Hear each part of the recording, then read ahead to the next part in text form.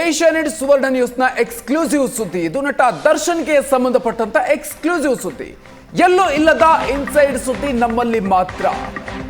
ಮತ್ತೆ ಕೋರ್ಟ್ಗೆ ಅರ್ಜಿಯನ್ನ ಸಲ್ಲಿಸಿದಂತ ನಟ ದರ್ಶನ್ಗೆ ಸಂಬಂಧಪಟ್ಟಂತ ಎಕ್ಸ್ಕ್ಲೂಸಿವ್ ಸುದ್ದಿ ಇದು. ಮತ್ತೆ ಕೋರ್ಟ್ಗೆ ಅರ್ಜಿಯನ್ನ ಸಲ್ಲಿಸಿರೋದು ಯಾವ ಕಾರಣಕ್ಕಾಗಿ ಅಂದ್ರೆ ವಿದೇಶಕ್ಕೆ ಹಾರೋದಕ್ಕೆ ಅನುಮತಿಯನ್ನ ಕೋರಿ ನಟ ದರ್ಶನ್ ಅರ್ಜಿಯನ್ನ ಸಲ್ಲಿಸಿದ್ದಾರೆ. ದೇಶವನ್ನ ತಿರುಗಿದ ನಂತರ ಈಗ ವಿದೇಶಕ್ಕೆ ಹಾರೋದಕ್ಕೆ ದರ್ಶನ್ ಸಿದ್ಧತೆಯನ್ನ ಮಾಡಿಕೊಂಡಿರೋದು. ಶೂಟಿಂಗ್ ಆಗಿ ವಿದೇಶಕ್ಕೆ ತೆರಳೋದಕ್ಕೆ ಅನುಮತಿಯನ್ನ ಕೊಡಿ ಅಂತ ಕೋರ್ಟ್ಗೆ ಆರೋಪಿ ದರ್ಶನ್ ಅರ್ಜಿಯನ್ನ ಸಲ್ಲಿಸಿದ್ದಾರೆ. ದುಬೈ, ಯುರೋಪ್ಗೆ ತೆರಳೋದಕ್ಕೆ ಮನವಿಯನ್ನ ಮಾಡಲಾಗಿದೆ. 25 ದಿನಗಳ ಅವಕಾಶಕ್ಕಾಗಿ ದರ್ಶನ್ ಅರ್ಜಿಯನ್ನ ಸಲ್ಲಿಸಿರೋದು. ಜೂನ್ 1ರಿಂದ 25ರವರೆಗೆ ಅನುಮತಿಗಾಗಿ ಮನವಿಯನ್ನ ಮಾಡಲಾಗಿದೆ. ಡೆವಿಲ್ ಚಿತ್ರೀಕರಣಕ್ಕಾಗಿ ಅನುಮತಿಯನ್ನ ನೀಡಲು ಮನವಿಯನ್ನ ಮಾಡಿದ್ದಾರೆ. ಹೆಚ್ಚಿನ ಡೀಟೇಲ್ಸ್ ಕೊಡ್ತಾರೆ ನಮ್ಮ ಪ್ರತಿನಿಧಿ ರಮೇಶ್ ಇದೀಗ ಡೆವಿಲ್ ಚಿತ್ರೀಕರಣಕ್ಕಾಗಿ ವಿದೇಶ ಪ್ರವಾಸಕ್ಕೆ ಅನುಮತಿಯನ್ನ ಕೊಡಿ ಅಂತ ದರ್ಶನ್ ಮನವಿಯನ್ನ ಮಾಡಿರೋದು. ಅವಕಾಶ ಸಿಗುವಂತ ಸಾಧ್ಯತೆ ಎಷ್ಟರ ಮಟ್ಟಿಗೆ ಇದೆ?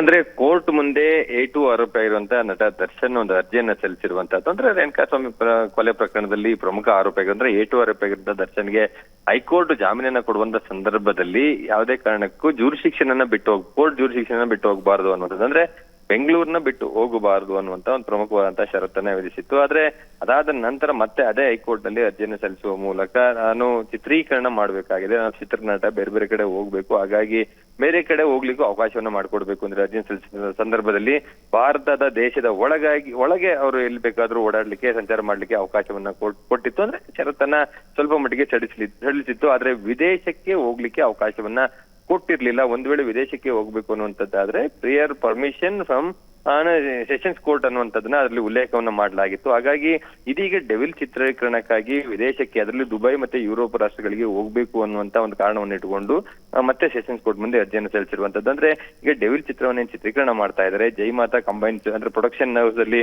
ಏನು ಚಿತ್ರೀಕರಣ ನಡೀತಾ ಇದೆ, ಆ ಒಂದು ಕಂಬೈನ್ ಪ್ರೊಡಕ್ಷನ್ ಹೌಸ್ ಇಂದ ಒಂದು ಮನವಿಯನ್ನ ಕೊಟ್ಟಂತೆ ಮಾಡಿ ಆ ಮನವಿಯನ್ನ ಆಧರಿಸಿ ದರ್ಶನ್ ಈಗ ಸೆಷನ್ಸ್ ಕೋರ್ಟ್ ಮುಂದೆ ಅರ್ಜಿಯನ್ನ ಸಲ್ಲಿಸಿರುವಂತದ್ದು. ಅಂದ್ರೆ ಇದೊಂದು ಅತ್ಯಂತ ಪ್ರಮುಖವಾದಂತ ಒಂದು ಶೂಟಿಂಗ್ ಬಾಕಿ ಇರುವಂತದ್ದು. ಅದು ಅಲ್ಲೇ ದುಬೈ ಮತ್ತೆ ಯುರೋಪ್ ನಲ್ಲೇ ಆಗ್ಬೇಕಾಗಿದೆ. ಹಾಗಾಗಿ ಒಂದು 25 ದಿನಗಳ ಕಾಲ ಅವಕಾಶವನ್ನ ಮಾಡಿಕೊಡಿ ಅಂತೇಳಿ ಜೂನ್ 1ರಿಂದ ಜೂನ್ 25ರವರೆಗೆ ಅವಕಾಶವನ್ನ ಮಾಡಿಕೊಡ್ಬೇಕು ಅನ್ನುವಂಥದ್ದನ್ನ ಮನವಿಯನ್ನ ಸಲ್ಲಿಸಿದ್ರೆ ಅದೊಂದಷ್ಟು ಎಲಾಬರೇಟೆಡ್ ಆಗಿ ಒಂದು ಅರ್ಜಿಯನ್ನ ಸಲ್ಲಿಸಿರುವಂತದ್ದು. ಅದಕ್ಕೆ ಆಕ್ಷೇಪವನ್ನ ಈಗಾಗಲೇ SPP ಅವರು ಸಲ್ಲಿಸಿದ್ದಾರೆ. ಅಂದ್ರೆ ಈ ಸಂದರ್ಭದಲ್ಲಿ ಆರೋಪಿಗೆ ಈ ರೀತಿ ವಿದೇಶಕ್ಕೆ ಹೋಗ್ಲಿಕ್ಕೆ ಅವಕಾಶವನ್ನ ಮಾಡಿಕೊಡಬಾರದು. ಯಾಕೆಂದ್ರೆ ಹೈಕೋರ್ಟ್ ನಲ್ಲಿ ಜಾಮೀನು ಏನ್ ಕೊಟ್ಟಿದ್ದಾರೆ ಅದನ್ನ ರದ್ದು ಮಾಡಿ ಸುಪ್ರೀಂ ಕೋರ್ಟ್ ನಲ್ಲಿ ಅರ್ಜಿ ಬಾಕಿ ಇದೆ.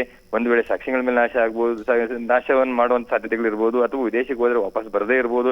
ಇಂತಹ ಒಂದು ಕಾರಣವನ್ನು ಇಟ್ಕೊಂಡು ಅಂದ್ರೆ ಅವರ ಒಂದು ವರದಿಯನ್ನ ಆಧರಿಸಿ ಅರ್ಜಿಯನ್ನ ಅಂದ್ರೆ ಆಕ್ಷೇಪವನ್ನು ಸಲ್ಲಿಸಿದರೆ ಇವತ್ತು ಮಧ್ಯಾಹ್ನ 3 ಗಂಟೆಗೆ ಅರ್ಜಿ ವಿಚಾರಣೆಗೆ ಬರುತ್ತೆ. ವಿಚಾರಣೆ ಸಂದರ್ಭದಲ್ಲಿ ಏನೆಲ್ಲ ಅಂಶಗಳನ್ನ ದರ್ಶನ್ ಪರ ವಕೀಲರು ಹೇಳ್ತಾರೆ, ಮತ್ತೆ ಅದಕ್ಕೆ ಹೇಗೆ SPP ಆಕ್ಷೇಪವನ್ನು ವ್ಯಕ್ತಪಡಿಸ್ತಾರೆ ಅಂತ ನೋಡ್ಬೇಕಾಗಿರುವಂತದ್ದು. ಒಂದು ವಿಚಾರಣೆ ಮುಕ್ತಾಯ ಆದ್ರೆ ಇವತ್ತೇ ಆದೇಶ ಬರ್ಬೋದು, ಅಥವಾ ವಿಚಾರಣೆಯನ್ನು ಮುಗಿಸಿ ಆದೇಶಕ್ಕೆ ಕಾದಿರಿಸುವಂತ ಸಾಧ್ಯತೆಗಳಿದೆ.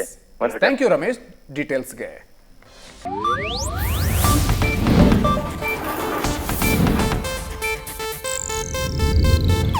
ಇದು ಏಷ್ಯಾನೆಟ್ ನ್ಯೂಸ್ ನೆಟ್ವರ್ಕ್ ಪ್ರಸ್ತುತಿ.